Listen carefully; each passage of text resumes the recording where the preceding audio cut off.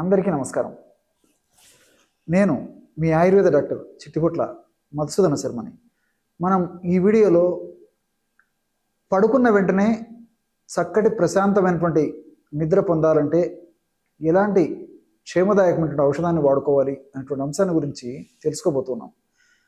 గత కొన్ని వీడియోల్లో కూడా అసలు నిద్ర ఎందుకు పట్టదు, నిద్ర పట్టకపోవడం వల్ల ఎలాంటి ఇబ్బందులు ఎదురవుతాయి, మరి చక్కటి నిద్ర మన సొంతమైందికి ఎలాంటి ఔషధాలు కడుపులోకి వాడుకోవాలి, అదేవిధంగా ఎలాంటి ఔషధాలు పైపూత మందుగా వాడుకోవాలి మొదలగు వివరాలు తెలియజేయడం జరిగింది. ఈ నేపథ్యంలో పైపూత మందుగా మనం ఒక వీడియోలో జాజికాయ అదేవిధంగా నెయ్యి, అంటే జాజికాయ పొడి నెయ్యి కలిపేసి కణతలకు లేపనంగా చేసుకొని పడుకోవడం వల్ల చాలా చక్కటి నిద్ర మన సొంతం అవుతుందని చెప్పేసి గత వీడియోలో మనం తెలుసుకోవడం జరిగింది. ఆ వీడియో చూసి చాలామంది ఆ యొక్క చిట్కాను పాటించి చక్కటి ప్రయోజనాన్ని పొంది ఆ సంతోషాన్ని మాతో వ్యక్తం చేయడం కూడా జరిగింది. ఈ వీడియోలో మరొక ఫార్ములాని ఒక ఆయిల్ రూపంలో తయారు చేసుకొని వాడుకొని చక్కటి నిద్ర మనం ఎలా సొంతం చేసుకోవచ్చో తెలుసుకోబోతున్నాం. ఈ నిద్రలేమి సమస్యని ఇన్సోమ్నియా అనేటువంటి పేరుతో పిలుస్తూ ఉంటారు అనమాట. నిద్రలేమి అంటే సరిగ్గా నిద్ర పట్టకపోవడము. ఈ యొక్క నిద్ర పట్టకపోవడం అనేటువంటి సమస్యని ఆధునిక వైద్య పరిభాషలో ఇన్సోమ్నియా అనేటువంటి పేరుతో పిలుస్తూ ఉంటారు. ఈ రోజుల్లో చిన్నపిల్లల నుంచి పెద్దల వరకు 100లో దాదాపు 80% మంది పైనే ఈ యొక్క నిద్రలేమి సమస్యతో బాధపడుతున్నారంటే అతిశయోక్తి కాదు. ఈ యొక్క సమస్య నుంచి బయటపడేందుకు మరి తైలాన్ని ఎలా తయారు చేసుకొని మనం సద్వినియోగం చేసుకోవాలంటే కేవలము 2 పదార్థాలు. ఏమంటే 100 ml నువ్వుల నూనె తీసుకోండి. అదేవిధంగా 20 grams కర్పూరం అంటే ఉంట కర్పూరం కానీ హారతి కర్పూరం కానీ మన ఇంట్లో వాడుకునేటువంటి కర్పూరం, మనం భగవంతునికి అదే పూజా గదిలో కర్పూరాన్ని ఉపయోగించుకుంటాం కదా, ఆ కర్పూరం వాడుకున్నా సరిపోతుంది అనమాట. ఈ యొక్క కర్పూరాన్ని ఒక 20 grams అంటే ఒక 20 గ్రాములు తీసుకోవాలి. ఔషధాన్ని ఎలా తయారు చేసుకోవాలంటే దీనికి 2 పద్ధతులు చెప్తాను చూడండి. ఏ పద్ధతిలో మీరు ఔషధాన్ని తయారు చేసుకుని వాడుకున్నా చాలా అద్భుతమైనటువంటి సత్ఫలితాలు కలుగుతాయి అన్నమాట. ఎలాగంటే 100 ml ఈ యొక్క నువ్వుల నూనెను ఒక పాత్రలో తీసుకొని పొయ్యి మీద పెట్టేసేసి వేడి చేసి ఆ నువ్వుల నూనె వేడెక్కిన తర్వాత ఆ నువ్వుల నూనెను క్రిందికి దించేసేసి కర్పూరాన్ని కొంచెం నలిచేసేసి పొడిలా తయారైన తర్వాత ఆ కర్పూరాన్ని నువ్వుల నూనెలో కలిపేసేసి మూత పెట్టేసేయాలి. ఇంతే. కొద్దిసేపటికంతా ఆ కర్పూరం అంతా నువ్వుల నూనెలో కరిగిపోతుంది అన్నమాట. దాన్ని ఒక సీసాలో నిల్వ ఉంచుకొని వాడుకోవచ్చు. లేని పక్షంలో నువ్వుల నూనెలో 20 గ్రాములు కర్పూరం వేసేసి మెత్తగా నూరేసేసి కూడా ఒక పాత్రలో లేదా ఒక సీసాలో భద్రపరుచుకొని కూడా ఆ యొక్క ఆయిల్ను వాడుకోవచ్చు.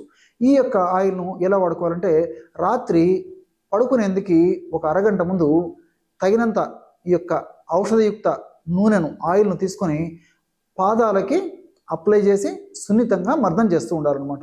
ఈ విధంగా ఒక 5 నిమిషాల పాటు మర్దన చేసేసి తర్వాత మనం నిద్రకి ఉపక్రమించాలి.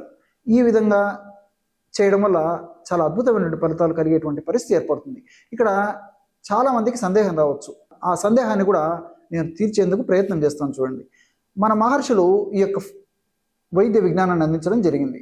దీనికి ఏం చెప్పారంటే పాదాభ్యంగస్తు తత్ స్థైర్య నిద్ర దృష్టి ప్రసాదకృత్ అని చెప్పేసి వేలాది సంవత్సరాల క్రితమే మన మహర్షులు చెప్పడం జరిగింది.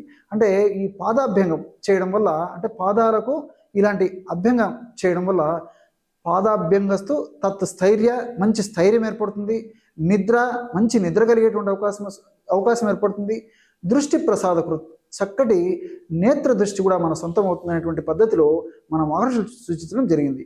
చాలామందికి సందేహం రావచ్చు, మరి పాదాలకు అప్లై చేస్తే మరి నిద్ర ఎలాగ వస్తుందని చెప్పేసి చాలామందికి సందేహం రావచ్చు.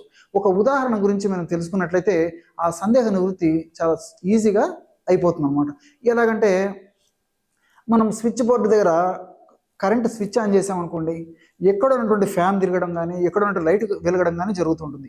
అదే పద్ధతిలో మనము ఈ పాదాల భాగంలో ఆయిల్ను అప్లై చేయడం వల్ల, మర్దన చేయడం వల్ల వాటి యొక్క ప్రభావం చేత ఆ యొక్క ప్రభావం మెదడులో ఉన్నటువంటి కొన్ని పదార్థాల మీద పడి, ముఖ్యంగా మెదడులో నిద్రను కలుగజేసేటువంటి పదార్థాల మీద పడి ఆ నిద్రను కలుగజేసేటువంటి పదార్థాల ఉత్పత్తికి ఈ యొక్క ఔషధ గుణాలు రక్తంలో కలిసేసి మెదడుకు చేరేసేసి ఆ ప్రభావాన్ని చూపిస్తాయి. కాబట్టి చక్కటి నిద్ర మనకు సొంతం అయ్యేందుకు అవకాశం ఏర్పడుతుంది అనమాట.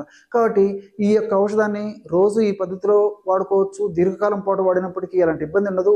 చిన్నపిల్లల నుంచి పెద్దల వరకు కూడా వాడుకోవచ్చు. కాబట్టి మరి క్షేమదాయకంగా పనిచేస్తుంది. సైడ్ బెనిఫిట్స్ ఉంటాయి, సైడ్ ఎఫెక్ట్స్ ఉండవు. ఈ యొక్క ఔషధాన్ని ఇంతకుముందు చెప్పినట్లు రోజు వాడుకోవచ్చు. ఎక్కువ రోజుల పాటు వాడినప్పటికీ ఎలాంటి ఇబ్బంది ఉండదు. కాబట్టి దీనికి తోడు కడుపులో కూడా అవసరాన్ని బట్టి ఒక ఔషధాన్ని వాడుకున్నా సరిపోతుంది. ఆ ఔషధం పేరు ద్రాక్షారిష్ట లేదా ద్రాక్షాసవ. అంటే ద్రాక్షను ఉపయోగించి ఈ యొక్క ఔషధాన్ని తయారు చేస్తారనమాట. ఈ ద్రాక్షారిష్ట లేదా ద్రాక్షాసవ అనేటువంటి ఔషధం లిక్విడ్ రూపంలో దొరుకుతుంది, అంటే ద్రవ రూపంలో దొరుకుతుంది అనమాట. ఆయుర్వేద ఔషధ విక్రయశాలలో మనకి ఈ ద్రాక్షారిష్ట మరియు ద్రాక్షాసవ అనేటువంటి ఔషధాలు దొరుకుతాయి. ఏ ఔషధమైనా పర్వాలేదు అనమాట.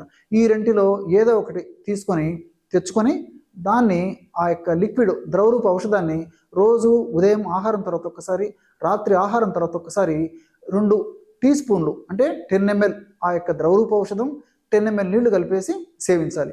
ఈ విధంగా క్రమం తప్పకుండా రోజు 2 సార్లు ఆహారం తర్వాత ఈ పద్ధతిలో ఈ యొక్క ఔషధాన్ని వాడుకుంటున్నప్పటికీ చాలా అద్భుతమైనటువంటి ఫలితాలు కలుగుతాయి. కావాలంటే ఈ యొక్క ద్రాక్షారిష్ట లేదా ద్రాక్షాసవ అనేటువంటి ఔషధాన్ని కొంతకాలం పాటు ఆపేసినప్పటికీ సరిపోతుంది.